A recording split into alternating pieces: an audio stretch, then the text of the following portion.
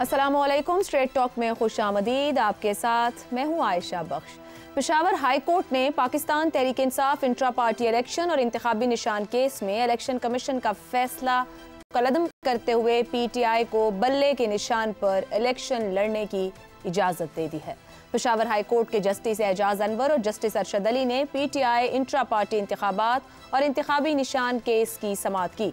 Justice Syed Arshad Ali ने इस्तिफसार किया कि इलेक्शन कमीशन ने कौन सी सेक्शन के तहत इस पार्टी के खिलाफ कार्रवाई की, जिस पर वकील ने बताया कि इलेक्शन एक्ट सेक्शन 215 के तहत कार्रवाई की गई।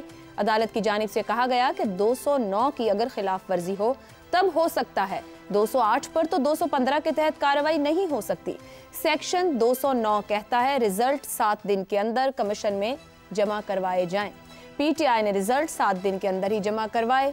ये फैसला 2 सफ़हात पर मुश्तमिल है, जिसे जस्टिस अरशद अली ने तहरीर किया है। तहरीरी फैसले में कहा गया है कि इलेक्शन कमीशन का 22 दिसंबर का फैसला गैर आईनी है। इलेक्शन कमीशन के फैसले को कलअदम करार दिया जाता है। Election commission PTI party certificate election act 2017 के शिक 209 के तहत वेबसाइट पर शाया करे और आर्टिकल 215 के तहत इलेक्शन कमीशन PTI का इंतखाबी निशान बल्ला अलॉट करे। इस फैसले को भले ही PTI की फतह करार दिया जाए, मगर हकीकत यह भी है कि पेशावर हाई कोर्ट के इस फैसले ने बड़े इबहाम दूर किए हैं।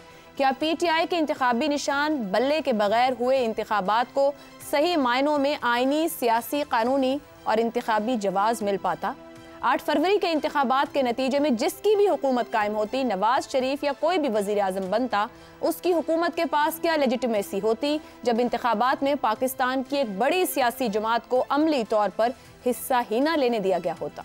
और सबसे बढ़कर अगर तहरीक इंसाफ को अपने इंतखाबी निशान के बगैर एक जमात के तौर पर ही इंतखाबात में हिस्सा ना लेने दिया जाता, तो मुल्क में इंतखाबात के बाद क्या सियासी इस्तेहकाम का इम्कान भी रह पाता? अब ये देखना होगा कि पेशावर हाई कोर्ट के फैसले के बाद क्या ये मामला यहीं पर रुक जाएगा या फिर इलेक्शन कमीशन और PTI के दरमियान इस कशीदगी की कीमत सियासी और इंतखाबी फजा मुतासर करती रहेगी। क्योंकि इलेक्शन कमीशन का इजलास होना है, जहां अभी ये तय पाना है कि आया इस फैसले को लेकर उन्हें सुप्रीम कोर्ट जाना है या नहीं जाना है। पैनल के सामने मामला रखेंगे कि क्या सूरत हाल इंतखाबात को लेकर बेहतरी और पॉजिटिविटी के साथ आगे बढ़ रही है या बहुत कुछ बाकी है। पैनल में हमारे साथ अबसार आलम, मुनीब फारूक, इफ्तिखार अहमद और जैगम खान। आप चारों का बहुत शुक्रिया। प्रोग्राम का पहला सवाल, बल्ले का निशान बहाल, क्या पेशावर हाई कोर्ट के फैसले ने इंतखाबात के लिए लेवल प्लेइंग फील्ड का माहौल बना दिया? जैगम साहिब, एक अहम फैसला है जो आज आया है। गुज़िश्ता रोज़ इलेक्शन कमीशन की जानिब से बाकी जमातों को निशान अलॉट कर दिए गए, जहां ना PTI थी ना उसका निशान था। आप समझते हैं कि वो लेवल प्लेइंग फील्ड जिसके बार बार मुतालिबात थे, उसका माहौल बनाकर आज पेशावर हाई कोर्ट ने दे दिया है, अब आगे बढ़ना चाहिए सबको? PTI के लिए इस इलेक्शन में लेवल प्लेइंग फील्ड तो महाल अस्त, लेकिन उनको फील्ड मिल गया है। आप ये देखिए कि इंतखाबी निशान छीनना पार्टी पर पाबंदी लगाने के बराबर है। अगर उनको इंतखाबी निशान ना दिया जाता तो वो पार्टी के तौर पर इलेक्शन में हिस्सा ही नहीं ले सकते थे। हर मेंबर अलग अलग अपने इंतखाबी निशान पर इलेक्शन में हिस्सा लेता और फिर दिलावर खान की तरह अपना अपना वो रास्ता लेता। जीतने वालों पर पार्टी डिसिप्लिन आयद नहीं हो सकता था। फ्लोर क्रॉसिंग की जो शर्त है वो उन पर आयद नहीं हो सकती थी। वो वफादारियां बदल लेते, इधर उधर बिखर जाते, तो पार्टी का उसमें सत्यानाश हो जाता। दूसरी बात, पाकिस्तान की कौमी असम्बली में और सूबाई असम्बलियों में भी जो खसूसी नशिस्तें हैं, उसमें PTI को कोई हिस्सा न मिलता। सिर्फ पाकिस्तान की कौमी असम्बली में तकरीबन 20% खसूसी नशिस्तें हैं। 60 नशिस्तें ख़वातीन की हैं, 10 अक़लियतों की हैं। ये बहुत बड़ी तादाद है और इसमें हिस्सा लेकर पार्टियां बहुत मजबूत हो जाती हैं। ख़ास तौर पे बड़ी पार्टियां बहुत तकड़ी हो जाती हैं, इनको ये मिलेगा। और बहुत ही अहम बात जिस पर वो बड़े परेशान थे वो ये थे कि उनको उनका ब्रांड वापस मिल गया। ब्रांड बहुत अहम होता है आज की दुनिया में, मीडिया की दुनिया में, सोशल मीडिया की दुनिया में, ख़ास तौर पे सियासी मैदान में ब्रांड निशान बहुत अहम होता है। इससे बयानिया बनता है, इससे तराने बनते हैं, इससे जो वर्कर्स हैं और वोटर्स हैं उनको मोबिलाइज़ किया जाता है, उनके जज्बात को उभारा जाता है और फिर पाकिस्तान जैसे माहौल में जहाँ आधी से ज़्यादा आबादी तो तालीम याफ्ता ही नहीं है, नाम ही नहीं पढ़ सकती, सिर्फ निशान को पहचानती है, तो उनके बहुत बड़ी तादाद में वोट ज़ाय होते हैं। बहुत से हल्के जो वो जीत सकते थे वो सिर्फ इस वजह से ना जीत पाते कि उनके पास उनका निशान ना होता। अब अगली बात यह है कि क्या इलेक्शन कमीशन, जैसे आपने बताया, क्या वो इस फैसले को मान लेगा या एक पार्टी के साथ अपना दंगल जारी रखेगा? क्या वो ये फैसला करेगा कि साख बनाने के लिए, देखिए बहुत ही अहम पॉइंट है जो आपने रेज किया है इंट्रो में, कि अगर इलेक्शन की साख नहीं होगी तो इसका मतलब ये है कि अगले आने वाली हुकूमत की साख नहीं होगी, और पाकिस्तान को जो बड़े बड़े चैलेंजेस इस वक्त दरपेश हैं सियासी मैदान में, माशी मैदान में, उनको हल करना आने वाली हुकूमत के लिए बहुत ही मुश्किल हो जाता है। तो इलेक्शन की साख के लिए मैं समझता हूँ आने वाली हुकूमत की साख के लिए एक अच्छा स्टेप है, और ये पाकिस्तान के मुस्तकबिल के मसाइल को हल करने के लिए एक अच्छा और ज़रूरी कदम है। दुरुस्त हो गया। अब सार साहब आपकी जानिब आऊं, बल्ले का निशान मिल गया, 75% से ज़ायद कागजात मंजूर हुए हैं उम्मीदवारों के। पीटीआई का दावा है कि वो मकबूल तरीन जमात है, खुद लीडर इस वक्त जो उनके बानी हैं वो जेल में हैं। आपके ख्याल में क्या बड़े चैलेंजेस इंतखाबात में उतरने वाली इस जमात को अभी मजीद दरपेश रहेंगे? एक तो बहुत खुशी की बात है कि आपका इब्हाम दूर हो गया और बहुत सारे दूसरे लोगों का, कि बल्ले का निशान पीटीआई को नहीं दिया जा रहा तो लेवल प्लेइंग फील्ड नहीं थी, तो लेवल प्लेइंग फील्ड तो आ गई। और उम्मीद है कि अब कोई भी किसी भी एतराफ़ से अदलिया को गालियां नहीं निकाली जाएंगी, क्योंकि आज का भी एक फ़ैसला जो आया है अदलिया का, 2 फैसले आए हैं आज, और वो बहुत अच्छी समत में पाकिस्तान की अदलिया जा रही है। ठीक है, उसमें कुछ प्रॉब्लम्स हैं, अभी आइडियल सिचुएशन नहीं है, लेकिन लग रहा है कि अदलिया जो है वो माजी की गलतियां दोहराना नहीं चाहती।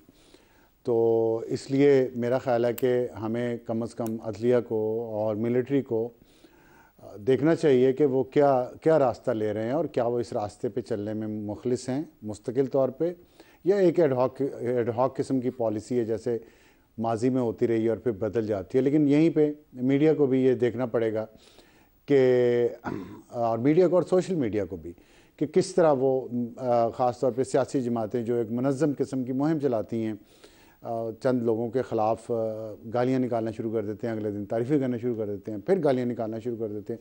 तो इस पागलपन में थोड़ा सा ठहराव आना चाहिए अब, और इस मुल्क को आगे चलने देना चाहिए। तो जो मुश्किलात आपने पूछी, मुश्किलात अच्छा, क्या फिर आप, मैं इसको ये कह दूं, पीटीआई के लिए उनका सबसे बड़ा चैलेंज उनका सोशल मीडिया ही है? देखिए, शेक्सपियर ने कहा था कि किंग लियर में, उसने ये कहा था किंग लियर को, और क्लाउन के ज़रिए अपने के कहा था, चले मुझे भी क्लाउन ही समझ लें, कि जो जो जो क्वालिटी है, जो आपकी स्ट्रेंथ है, किसी की शख्स की जो स्ट्रेंथ है, या किसी सियासी जमात की या इदारे की, वही स्ट्रेंथ उसकी वीकनेस भी होती है। पीटीआई की स्ट्रेंथ सोशल मीडिया थी और है, लेकिन ये सोशल मीडिया ही उसकी वीकनेस भी है, यही मरवाएगी उसको। किंग लियर की जो खूबी थी वो दिल का बहुत नरम था, ये उसकी खूबी थी, और इसी दिल की नरमी ने ही फिर उसको गलत फैसला करके मरने पे मजबूर कर दिया।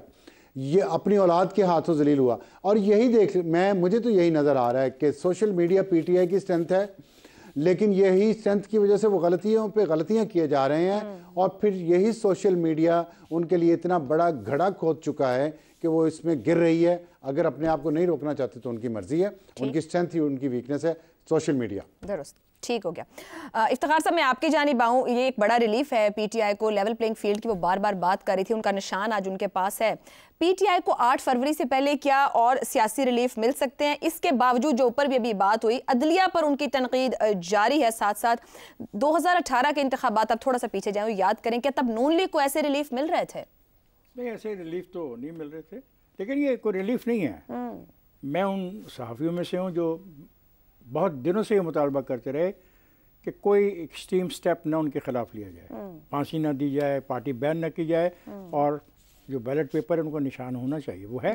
पर अगर अभी इलेक्शन कमीशन ने इजलास करना है, क्यों इलेक्शन कमीशन अगर इजलास करेगा तो फिर मैं आपको अर्ज कर दूं कि फिर मामलात यहाँ पे रहेंगे नहीं। अच्छा, फिर क्या होगा? फिर ये होगा कि यहाँ पे कुछ भी नहीं होगा। हाँ? फिर तो इलेक्शन भी सवालिया निशान बन जाएंगे कि क्या इलेक्शन होने जा रहे हैं या नहीं होने जा रहे हैं।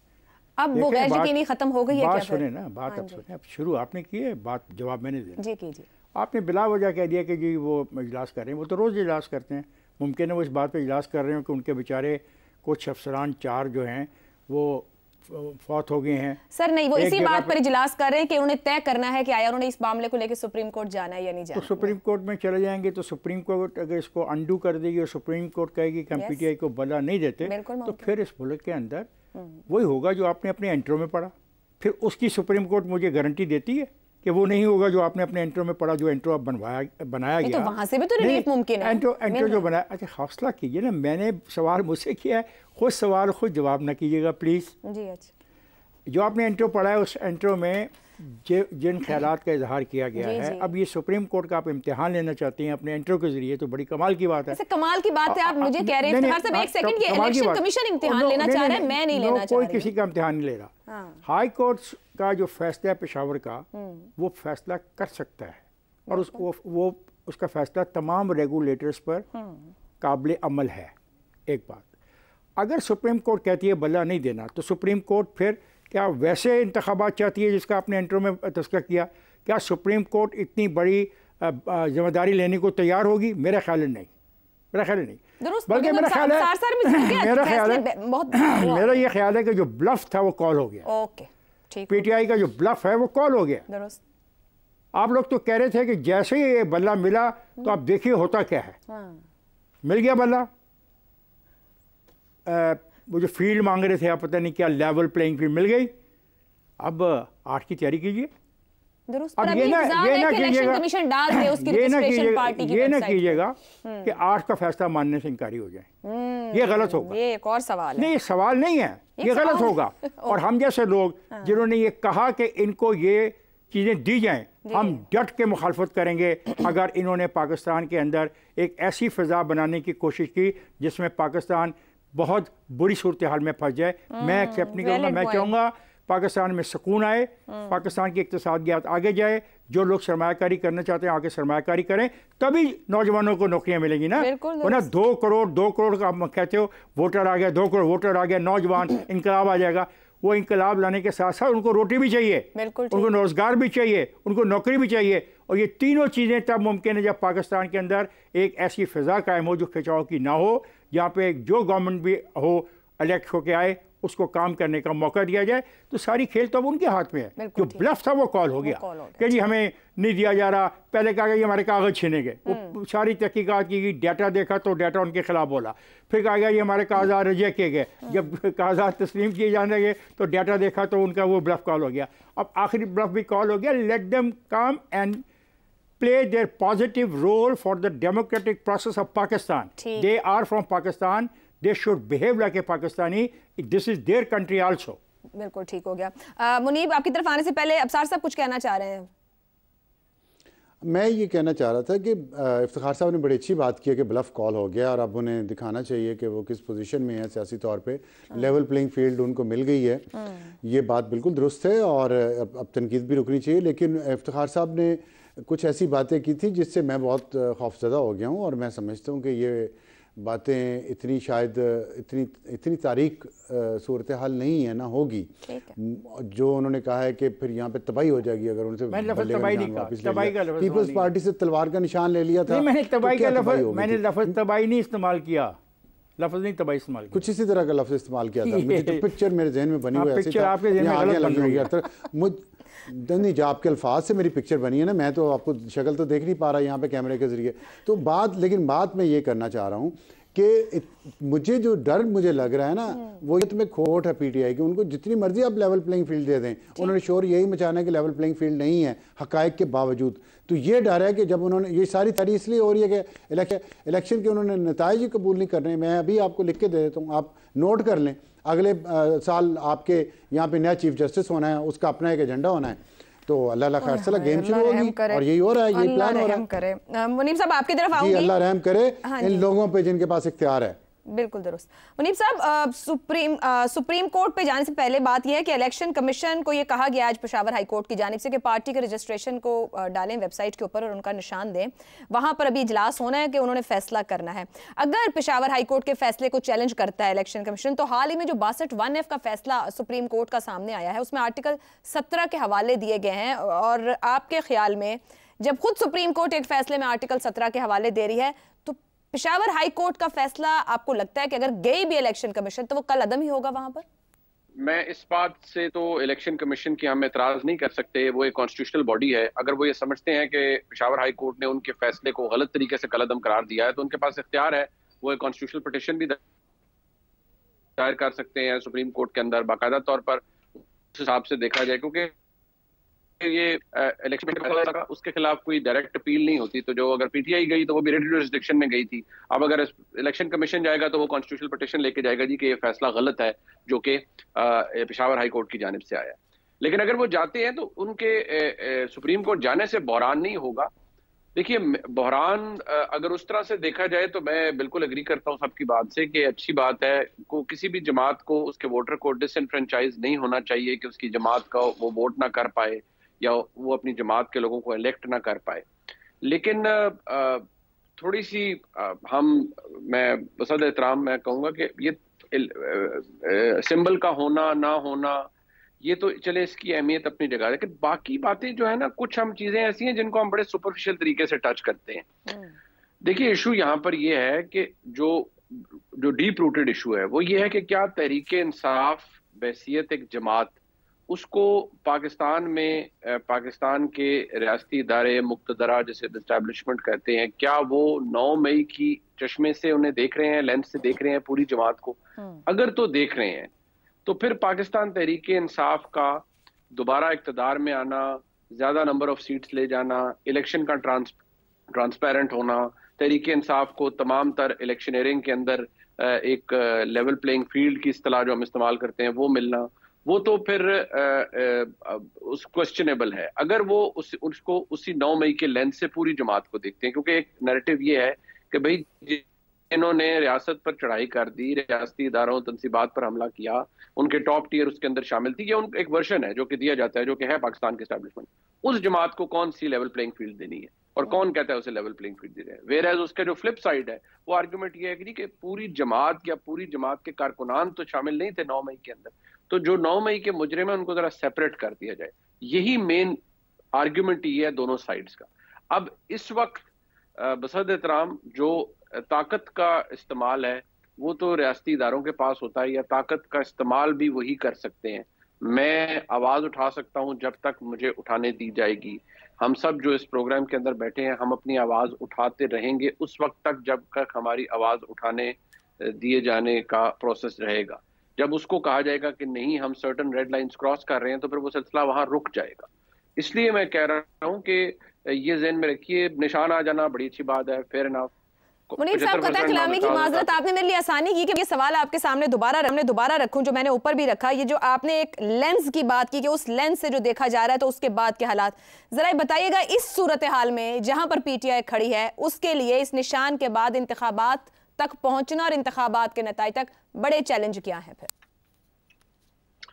देखिए, मैं अभी भी समझता हूं कि जो लार्जर स्कीम ऑफ थिंग्स है, अगर उसके अंदर मुतवक्का नताइज का हुसूल मुमकिन हुआ तो फिर तो आप नॉर्मल तरीके से इंतखाबात हो जाएंगे और जो भी आगे होगा।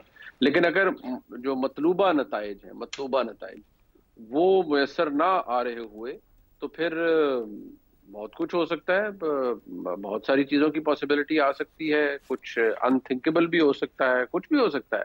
और जब मैं मतलूबा नताइज की बात कर रहा हूँ तो उनका ताल्लुक पाकिस्तान में होने वाले 2024 8 फरवरी के इलेक्शन से नहीं है, मैं कुछ और नताइज की बात कर रहा हूँ। सर, कल गुज़िश्ता रोज भी हम एक डिस्कशन कर रहे थे, छोटा सा आपका पॉइंट ऑफ व्यू इस बात पे भी मुनीब साहब, मैं फिर जैगम साहब आपसे भी बात जानना चाहूंगी कि जब हम ये कह रहे हैं मुतवक्के से मतलूबा नताइज का रुख कर रहे हैं तो सियासी जमातों के किरदार रहते हैं। गुज़िश्ता रोज भी हमारी डिबेट का एक हिस्सा था कि आप अपने आप को मोल्ड फोल्ड करके वक्त गुजार जाते हैं। आपको लगता है पीटीआई अंडरस्टैंड कर रही है जहां वो खड़ी है, वो किस तरीके से इस टनल से निकल सकते हैं कि वो अपने लिए हालात को साजगार बना लेंगे, या वो अंडरस्टैंड ही नहीं कर पा रहे उस हालात को मुनीब साहब जिसका आप जिक्र कर रहे हैं बतौर जमात? देखिए, तहरीके इंसाफ बेशक जलसों के अंदर ऐलान कर दे, पाक फौज जिंदाबाद के नारे लगवा दे, लेकिन तहरीके इंसाफ शुरू और ख़त्म इमरान खान साहब से होती है। अगर इमरान खान साहब आर्टिकल्स इसी तरह या उनकी जो वर्जन है वो आएगा इंटरनेशनल पब्लिकेशन में, जो कि री इन्फोर्स करेगा उनके पुराने बयानिए को, तो फिर तो सीधी सीधी लड़ाई है। और वो लड़ाई के अंदर फिर कौन सा फरीक जीतता है और कौन सा फरीक ज्यादा ताकतवर है, ये मैं I leave it to your fine sense of judgement. Zaigham साहब, इसी ऊपर मुझे बिल्कुल मुख्तसर कमेंट दीजिएगा। कल हमने बात की, उसी को आगे बढ़ाते हुए जो मुनीब साहब ने अभी जिक्र किया है, आपके ख्याल में इस टनल से पीटीआई निकलने को तैयार है? वो अंडरस्टैंडिंग है कि किस तरीके से पॉलिटिकल स्ट्रेटेजी के थ्रू आप चीज़ों को अपने हक में बेहतर कर सकते हैं, या सीधा सीधा लड़ाई का ही चांस है? मुझे नहीं महसूस होता कि इमरान खान को ठीक तरह से इदराक है कि उन्होंने इदारों पर दबाव डालने की जो स्ट्रेटजी अपनाई थी और 9 मई को उसे वो जिस हद तक लेकर गए थे, उससे उनकी ज़ात को, उनकी पार्टी को, उनकी सियासत को कितना नुकसान पहुंचा है। और बिल्कुल आप जो इकोनॉमिस्ट का आर्टिकल है वो उस बात का सबूत है कि इमरान खान मज़ीद दबाव अभी डालना चाह रहे हैं। दुरुस्त। इस वक्त वो पाकिस्तान की इस्टेब्लिशमेंट को दुनिया में एम्बेरस करना चाहते हैं, बैनुल अक़वामी हिमायत हासिल करना चाहते हैं, और वो गुनाह के बाद उज़्र गुनाह बदतर गुनाह की तरफ चले जा रहे हैं कि वो पाकिस्तानी फौज पर इल्ज़ाम लगा रहे हैं कि वो अपने ऊपर उन्होंने हमले किए। दुरुस्त हो गया। तो ये ऐसी चीज़ है जो मैं नहीं समझता कि काबिल बर्दाश्त है। वो अपने लिए मुश्किलात में बेहद इजाफा कर रहे हैं। ठीक है जी, ब्रेक की तरफ जाना है। सामने रही बल्ला मिल गया है, हालात हक में है, यानी लेवल प्लेइंग फील्ड है, इलेक्शन का माहौल है, लेकिन जहां कंक्लूड हुई झुक कर हालात को अपने हक में किया जा सकता है, मगर तन कर हालात और मामलात ज्यादा खराब हो जाते हैं। ब्रेक लेते हैं, ब्रेक से वापस आएंगे तो बात करेंगे अदलिया के अपने अंदर एक मामले, अहम फैसले की। आगे क्या होगा इस ब्रेक के बाद।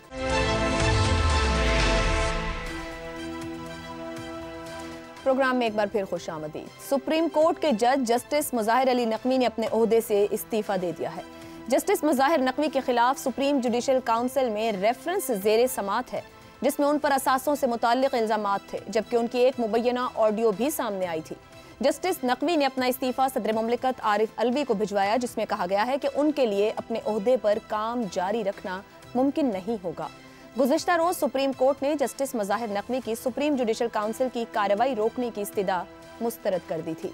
27 अक्टूबर को जब चीफ जस्टिस काजी फायज़ ईसा की सरबराही में 5 रुकनी सुप्रीम जुडिशल काउंसिल ने अक्सरियती बुनियाद पर जस्टिस मुज़ाहिर अली अकबर नकवी को मिसकंडक्ट की शिकायत पर शो कॉज नोटिस जारी किया था। Chief justice of Pakistan Qazi Faez Isa की सरबराही में सुप्रीम जुडिशल काउंसिल में justice Tariq Masood, justice Ejazul Ahsan, Lahore high court के चीफ जस्टिस मोहम्मद अमीर भट्टी और बलोचिस्तान हाई कोर्ट के चीफ जस्टिस नईम अख्तर शामिल हैं। जस्टिस मुज़ाहिर नकवी के इस रवैये का चीफ जस्टिस काजी फायज़ ईसा के साथ तकाबुल इंतहाई दिलचस्प है। जब मई 2019 में यानी फैजाबाद धरना केस के सिर्फ 3 माह बाद जस्टिस काजी फायज़ ईसा के खिलाफ रेफरेंस दायर किया गया, तो उस वक्त की एस्टैब्लिशमेंट, एजेंसीज, हुकूमत, मीडिया, हत्ता कि उस वक्त के चीफ जस्टिस आसिफ सईद खोसा और जस्टिस उमर अता बंदयाल जैसे सीनियर जज भी वाज़ेह तौर पर जस्टिस काजी फायज़ ईसा के खिलाफ थे। मगर चीफ जस्टिस काजी फायज़ ईसा ने अपनी अहलिया के साथ मिलकर उस वक्त के पूरे निज़ाम का डटकर मुकाबला किया। ना सिर्फ मुकम्मल तौर पर उनके खिलाफ हो चुका था वो निज़ाम, दूसरी तरफ जस्टिस मुज़ाहिर अली नकवी के खिलाफ रेफरेंस को एस्टैब्लिशमेंट, हुकूमत, मीडिया और सोशल मीडिया की तरफ से एक एजेंडा के तौर पर नहीं लिया गया, बल्कि सुप्रीम कोर्ट के सीनियर जज और मुस्तकबिल के चीफ जस्टिस एजाजुल एहसन की हिमायत भी उनके साथ रही। मगर इस सब के बावजूद जस्टिस मुज़ाहिर अली नकवी अपने खिलाफ लगाए गए करप्शन और मिसकंडक्ट के इल्जामात का वाज़ेह तौर पर दिफा करने में नाकाम रहे और उन्होंने इस्तीफा दे दिया। जस्टिस नकवी के इस्तीफे ने जिन अहम सवालात को जन्म दिया है, उनमें एक अहम सवाल ये भी है कि अदलिया का हमेशा से मौक़िफ़ रहा कि उसके इदाराती एहतिसाब का अपना अलग निज़ाम मौजूद है, जिसे किसी और एहतिसाबी निज़ाम के दायरा कार में नहीं लाया जा सकता। मगर जस्टिस मुज़ाहिर अली नकवी पर करप्शन के ऐसे इंतहाई संगीन इल्ज़ामात हैं जिनका दिफा किसी भी सूरत मुमकिन नहीं था, मगर सुप्रीम जुडिशल काउंसिल के फैसले से पहले उन्होंने इस्तीफा दे दिया और अब वो ऐसी तमाम मुराद के हकदार होंगे जो एक ऐसे रिटायर्ड जज का इस्तेहकाक है जिसने ईमानदार मुनसिफ के तौर पर अपने फ़राइज़ मनसबी पूरे किए हों। इसी मामले पर पैनल के लिए सवाल रखेंगे। सवाल इस तरह से, करप्शन और मिसकंडक्ट के संगीन इल्ज़ामात, जस्टिस मुज़ाहिर नकवी का इस्तीफा क्या रिटायरमेंट करप्शन इल्जामात से बरी कर देती है? ये सवाल है पूरे पैनल के लिए। मुनीब साहब आपकी तरफ पहले आऊंगी, मगर आपसे सवाल कुछ बदलते हुए, जज जब तक जज है उसके खिलाफ इदाराती एहतसाब का जवाज किसी तौर दुरुस्त है, किसी हद तक दुरुस्त है, मगर क्या रिटायर्ड जज के खिलाफ कानून का इतलाक ऐसा ही नहीं होना चाहिए जैसे आम शहरियों या दूसरे लोगों पर होता है? उसूली तौर पर तो आपके सवाल का जवाब अफर्मेटिव यानी हाँ में आता है और वाकई होना चाहिए, लेकिन जो मैं समझता हूँ जो क्लॉक है वहाँ रुक जाता है जहाँ पर कोई शख्स अपने मनसब से अलहदा हो जाए। देखिए, जो जनाब मज़ाहिर नकवी साहब हैं, ये जब लाहौर हाई कोर्ट में भी थे तो उस वक्त भी उनके कलम ही मैं कह सकता हूँ, कलम ने कुछ नहायत ही अजीब व गरीब तरह के फैसले भी लिखे जिसके ऊपर बाकायदा तौर पर उनको हायर कोर्ट यानी उस वक्त की सुप्रीम कोर्ट की जानिब से बाद में रेप्रिमांड भी किया गया।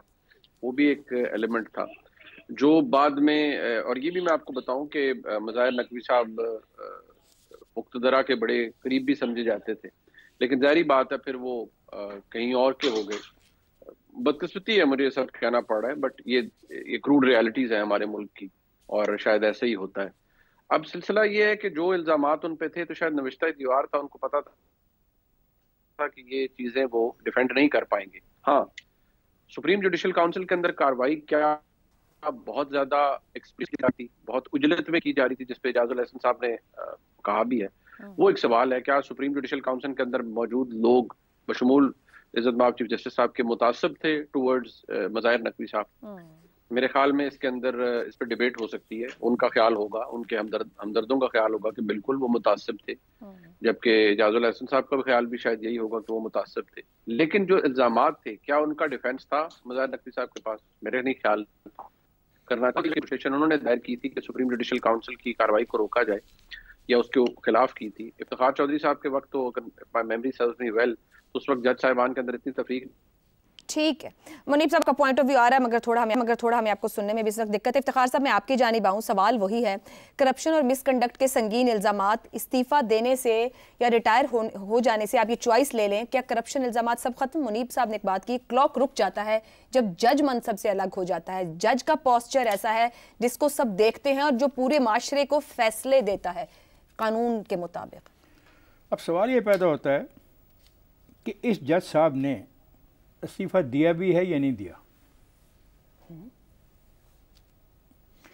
आइन ये कहता है, ए जज ऑफ द सुप्रीम कोर्ट और a high court may resign his office by writing under his hand address to the president.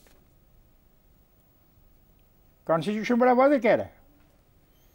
ये तो उनके हाथ से लिखा हुआ नहीं है। अच्छा, ये तो एक टाइपशुदा कागज़ है। जब हम स्ट्रिक्टली बात करते हैं कानून की, आइन की, उसकी बालादस्ती की, तो आर्टिकल 206 क्या ऐसा नहीं है कि जिस पे हम गौर करें? तो मगर ऐवान सदर ने तो आज ये कंफर्म कर दिया कि उनको तो फिर ये सोचना पड़ेगा कि जब ये आर्टिकल 206 री नंबर किया गया by the Constitution 5th Amendment 1976 with effect from 13 September 1976, तो क्या ये आइन का हिस्सा नहीं है? इसका जवाब मुनीब साहब दे सकते हैं, बिकॉज हम में से वही आइन के ज़्यादा माहिर हैं। आई वुड रिक्वेस्ट मुनीब साहब के ये 206 जो है, क्या इसमें जो शर्त है इस इस्तीफे में वो पूरी की गई? बस आज एक मामला तो इस्तीफे में तारीख भी था, सन भी 2023 लिखा था। मुनीब साहब, आप हमें सुन सकते हैं? जी, आपको सुन सकता हूं। ये जो आर्टिकल 206 और हैंड रिटन इस्तीफा होना चाहिए था, क्या कमेंट करेंगे? देखिए, मैं समझता हूँ कि अगर तो बहुत ही स्ट्रिक्टो सेंसो उसकी की जाए इंटरप्रिटेशन तो ठीक है, हैंड रिटन फिर पूरा मतन ही हैंड रिटन हो, लेकिन अगर उनकी साइंस है उसके ऊपर और वो उसको ओन कर रहे हैं और बाकायदा तौर पर है, ठीक है, तो फिर if the document has his actual signature like pen signature, तो बस ठीक है, fair enough, that's his document. ठीक है, fair enough Munib, then the fair enough article 206 दक्षताओं के साथ फेयर इनफ, मैं आपकी बात मान लेता हूँ। आइए अब अगली बात करते हैं। सवाल है कि जब सुप्रीम जुडिशल काउंसिल की कार्रवाई जारी हो तो क्या इस्तीफा दिया जा सकता है? क्या अपनी ज़ात को बचाने के लिए, तमाम फ़ायदे उठाने के लिए, अपने आप को साबिक जज कहलवाने के लिए ये इस्तीफ़ा इखलाकी तौर पे अच्छा है, दुरुस्त है? दिस इज़ नो वे। यानी आप सियासतदानों को लाएं उनके खिलाफ ब्लैक डिक्शनरी इस्तेमाल करें, उनके लिए आप JITs बनवाएं, JITs में उसके अंदर उन एजेंसियों को बिठाएं जिनका कानून के साथ कोई ताल्लुक नहीं होता। और जब बात आप पर आई तो आपने ना आइन की इस्तीफा दें और मुराद महफूज कर लें। बिल्कुल गलत है। ठीक है, I protest at a citizen of Pakistan and demand कि ये गलत है और आइन बनाने वालों को सोचना चाहिए अगर आइंदा भी कोई जायज़ हरकत करे तो आइन में उसके लिए रुकावट होनी चाहिए। दुरुस्त। एक ब्रेक साहब और अब्सार साहब की राय आपके सामने।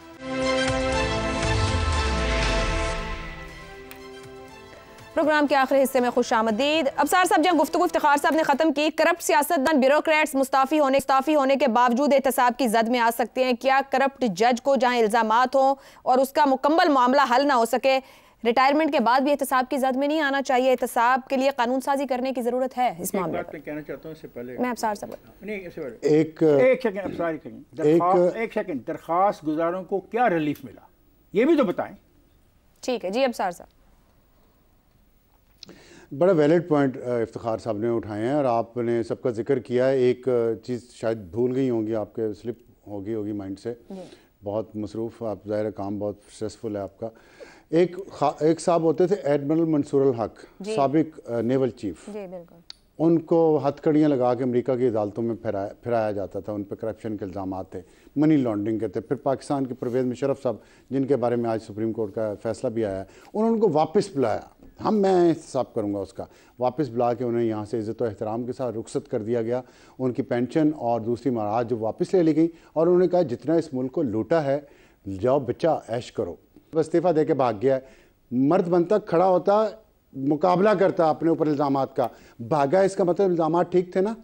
तो मेरे टैक्स हराम के पैसे के हैं, मैं इतनी मेहनत से पैसा कमाऊँ, टैक्स दूँ ईमानदारी से, और इन करप्ट सरकारी मुलाजिम हैं जो करप्शन करके घर चले जाए, उनको पेंशनें दूँ, उनकी बुनियाद का ख्याल करूँ, इस मुल्क को वो तबाह कर जाएँ, गंदे तरीन फैसले दे दें और फिर वो घर चले जाएँ। ये क्या है निज़ाम इंसाफ और क्या हमारा आइन है और क्या हमारी सियासी जमातें करती हैं?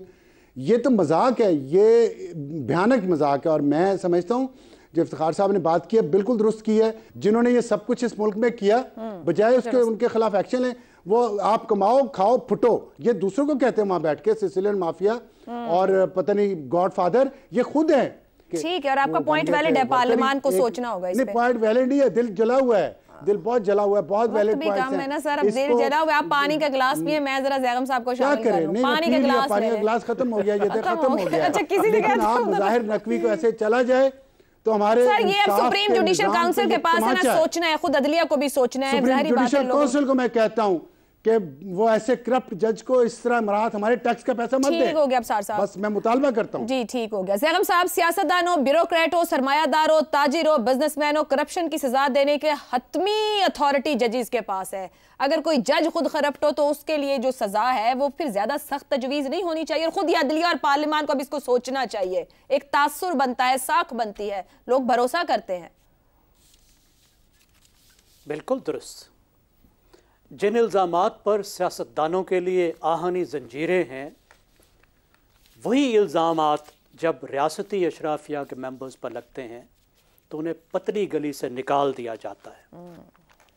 हमारा निज़ाम ये तकाजा करता है कि सियासतदान सदाकत, अमानत, शराफत, दयानत के पैकर हों। और जज के लिए क्या शर्त है? साबिक वकील होना चाहिए, सारी ज़िंदगी चाहे उसने टैक्स ना दिया हो। दूसरी शर्त क्या है? उसका ताल्लुक ऐसे चैम्बर से होना चाहिए जहां जज बनाने का इनक्यूबेटर लगाओ। आपको पता है इनक्यूबेटर क्या होता है? जहां अंडों में से चूचे निकलते हैं। लाहौर में 2-3 ऐसे चैम्बर हैं जहां इनक्यूबेटर लगे हुए हैं जज बनाने के।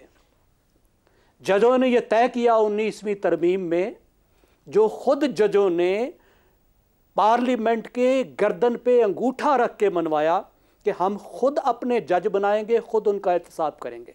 आप जरा सोचिए, अपने ही चैम्बर के जज हैं जिन्हें खुद ही ये लेकर आए हैं, वो इनका एहतसाब करेंगे? कभी आप इस बात का तसव्वुर कर सकते हैं? शराइत तो सियासतदानों से बहुत सख्त होनी चाहिए।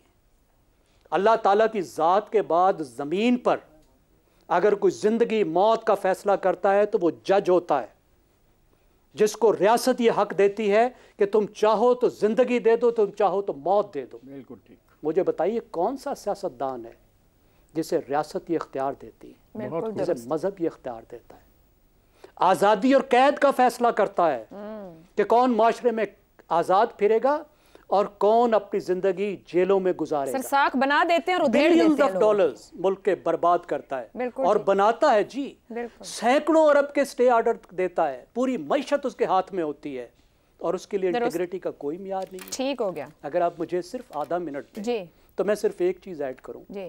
देखिए, जो बर्रे सगीर की 1000 साला तहजीब थी, उस पर जो मर्रे खून ने काम किया है, उसमें से मैं एक आपको बताता हूँ। रिचर्ड ईटन बहुत मशहूर हैं, उनकी किताब है पर्शियन 8 एज। वो कहते हैं उस पूरी तहजीब का महवर इंसाफ का तस्वुर था। बिल्कुल ठीक और दुरुस्त कह रहे हैं ज़ैगम साहब भी। और पैनल ने जहाँ कंक्लूड किया कि पार्लियामान से मुतालबा किया जा रहा है कि उन्हें इस जानिब देखने की ज़रूरत है, क्योंकि इंसाफ के मयार का ये दोहरा मयार ये माशरा मजीद अब बोझ इसका जो है वो उठा नहीं पाएगा। आज के प्रोग्राम से इतना ही, मुझे इजाज़त दीजिए। अल्लाह हाफ़िज़।